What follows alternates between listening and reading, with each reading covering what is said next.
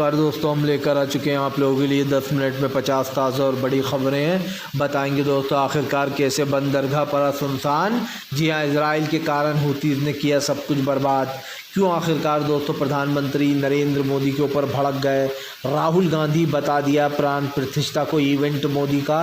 क्यों अखिलेश यादव ने मायावती को घेर लिया और आखिरकार कैसे दोस्तों असदुद्दीन ओवैसी ने उठा दिए बीजेपी के ऊपर सवाल।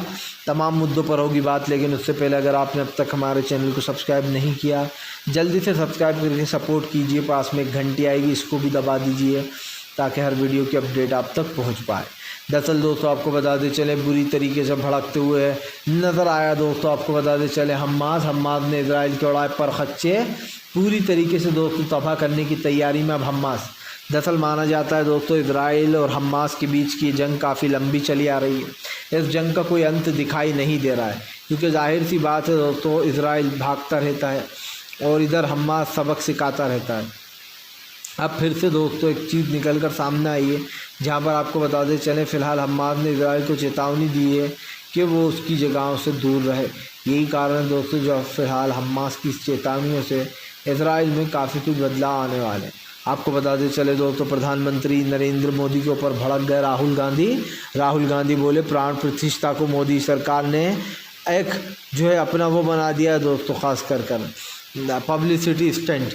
जाहिर सी बात है मोदी सरकार के ऊपर ये आरोप लग रहा है कि वो राम मंदिर का यूज़ कर 2024 की सत्ता को हासिल करना चाहते हैं। यही नहीं दोस्तों बीजेपी के ऊपर तो यह आरोप भी है कि बीजेपी भैया दो ही चीज़ों से खेल करती है, एक धर्म से, दूसरा ईवीएम से। आपको बता दें राहुल गांधी ने साफ कहा कि मोदी सरकार प्राण प्रतिष्ठा को अपना इवेंट बनाए हुए है और दोस्तों इस चीज़ का सब लोग विरोध भी कर रहे हैं कि आखिरकार मंदिर पर राजनीति क्यों कर रही है बीजेपी। आखिरकार दोस्तों आपको बताते चले फ़िलहाल सऊदी अरब के विदेश मंत्री का बड़ा बयान। कहा फ़िलहाल अगर इजराइल गाज़ा में हमले रोक दे तो फ़िलहाल फिर से एक बार लाल सागर का जो बिज़नेस है वो शुरू हो सकता है। दरअसल दोस्तों आपको बताते चले यहाँ पर आरोप लगाया गया कि लाल सागर में जो बिज़नेस है उसमें कहीं ना कहीं ये चीज़ आ जाए, तो ये साफ़ हो चुकी है कि लाल सागर में अगर व्यापार करना है तो हमले रोक दो गज़ा पर। ये सीधा विदेश मंत्री का बयान एक तरीके से सामने आया है। आपको बताते चले दोस्तों फ़िलहाल काफ़ी कुछ बदलने वाला है। जी हाँ, और आप सोचेंगे हम क्यों कह रहे हैं, क्योंकि आपको बताते चले दोस्तों अखिलेश यादव ने मायावती को घेरा। अखिलेश के बयान से हड़कंप भी मच गया। अखिलेश यादव बोले हम मायावती को बनाना चाहते थे देश का पीएम, लेकिन उनके ऊपर से है दबाव, इसीलिए वो हमारे ऊपर बयानबाजियां कर रही है। दरअसल आपको बता दें मायावती ने अखिलेश को गिरगट बता दिया। उन्होंने कहा कि समाजवादी पार्टी गिरगट है, यही कारण है जो अखिलेश अब मायावती के ऊपर हमलावर हो गए।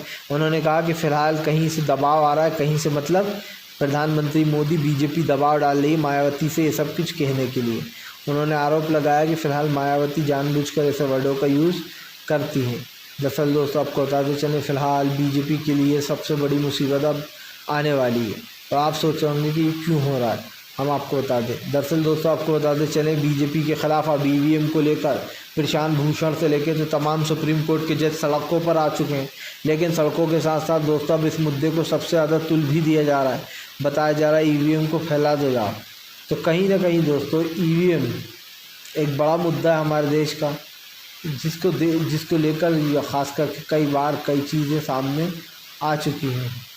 लेकिन एक चीज़ तो साफ़ है दोस्तों, तमाम मुद्दों पर सरकार की नीतियाँ भी फेल और सरकार के तमाम जो काम करने के तरीके वो भी पूरी तरीके से फेल हो चुके हैं।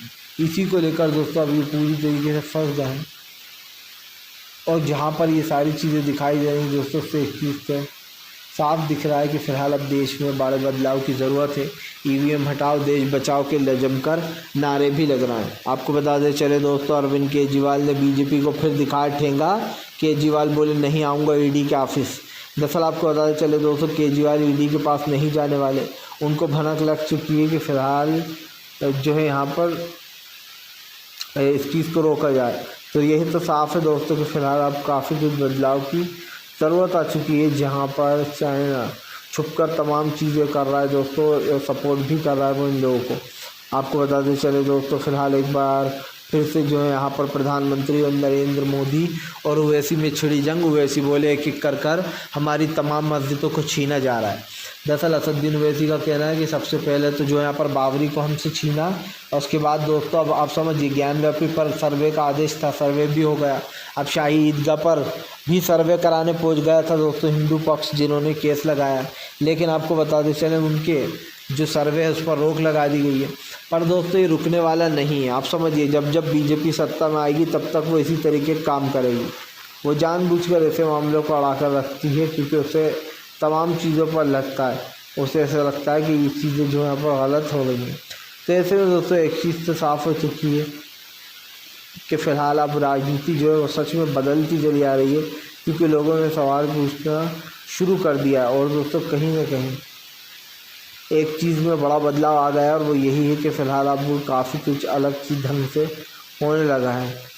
आपको बताते चले दोस्तों फ़िलहाल इज़राइल और हमास की जंग के बीच में जो है यहाँ पर दोस्तों ईरान का बड़ा बयान। ईरान बोला अभी तो शुरुआत है। दरअसल ईरान ने दोस्तों एक साथ 24 मिसाइल दाग दी। 24 मिसाइल दागने के साथ साथ ईरान ने दोस्तों इज़राइल के ख़ास कर जो जासूसी कंपनी मोसाद उसके पर खच्चे उड़ा दिए। आपको बताते चलें ईरान की 24 मिसाइलों से पूरी तरीके से बर्बाद हो चुका है दोस्तों जो है यहाँ पर। और ये साफ दिखाई दे रहा है कि दोस्तों फ़िलहाल इज़राइल हमास की इस जंग के बीच में काफ़ी कुछ जो यहाँ पर बदल गया है। लेकिन एक चीज़ तो साफ़ हो चुकी है कि अब दोस्तों हमारा देश भी काफ़ी कुछ बदले हुए विचारों के साथ चलना चाहता है, और वो चाहता है कि देश आगे बढ़े। तो अब देखना ये भी होगा कि फ़िलहाल क्या होता है, क्योंकि दोस्तों फ़िलहाल अब देश की राजनीति जो है वो इर्द गिर्द ही घूम रही है इन मुद्दों के, और ये मुद्दे सबसे बड़े भी हैं। अगर देखा जाए देश का इसमें सुलह होना बहुत बाकी है। आपको बताते चले दोस्तों फ़िलहाल एक बार फिर से जो है यहाँ पर बुरी तरीके से बढ़ते हुए नज़र आएंगे दोस्तों आपको राहुल गांधी वर्सेस प्रधानमंत्री मोदी, क्योंकि 24 की रेस का असली हीरो राहुल गांधी होने वाले हैं। 66 दिन की इस यात्रा में दोस्तों कई और चीज़ें सामने आएंगी, क्योंकि 66 दिन की यात्रा बताई जा रही है। मतलब कि दोस्तों लगभग ये मानकर चलिए कि 2.5 महीने मान लीजिए, 2.5 से 3 महीने ये यात्रा चलने वाली है। तो अगर 2.5 महीने के अंदर इस यात्रा को कवर किया जाएगा तमाम राज्यों को, राहुल जानबूझकर लोगों से मिल रहा है जिनमें दोस्तों मोहब्बत की दुकान चाहिए। सीधी सी बात यह है कि अब राहुल गांधी दोस्तों जनता के बीच में जाकर उनकी मदद कर रहा है, और ऐसे में दोस्तों ये देखकर लोगों को अच्छा ही लगेगा, क्योंकि कहीं ना कहीं राहुल गांधी की ये एक मुहिम है लोगों को सपोर्ट करने के लिए। आपको बताते चले दोस्तों फ़िलहाल बदल गया रूप रंग। जी हाँ, दरअसल आपको बताते चलें इस बार लोकसभा चुनाव ईवीएम से नहीं होने देंगे, विपक्ष ने सड़कों पर मचा दिया हुजूम। दरअसल आपको बताते चले ईवीएम को लेकर हमेशा से ही शक तो था ही। लोग हमेशा से ये आरोप लगाते हैं कि ईवीएम सिर्फ बीजेपी का भला कराती है और विपक्ष का नुकसान। यही कारण है दोस्तों जो ईवीएम को लेकर अब बुरी तरीके से बीजेपी घिर गई है, क्योंकि चुनाव आयोग तो दोस्तों यहाँ से भागने की तैयारी में है। और इसलिए दोस्तों अगर यहाँ पर ईवीएम से ये सब कुछ हुआ दोस्तों चुनाव वगैरह, तो वहाँ की लड़की और तमाम चीज़ें ईवीएम को लेकर इसका शक दूर नहीं होने वाला, क्योंकि ईवीएम में यही माना जाता है दोस्तों कि फ़िलहाल ईवीएम काफ़ी चीज़ें बदल देती है। कई बार ईवीएम की चोरी भी हमने देखी है। आपको बताए दोस्तों इस बार जो यहाँ पर प्रधानमंत्री नरेंद्र मोदी के ऊपर नीतीश कुमार गरजेंगे।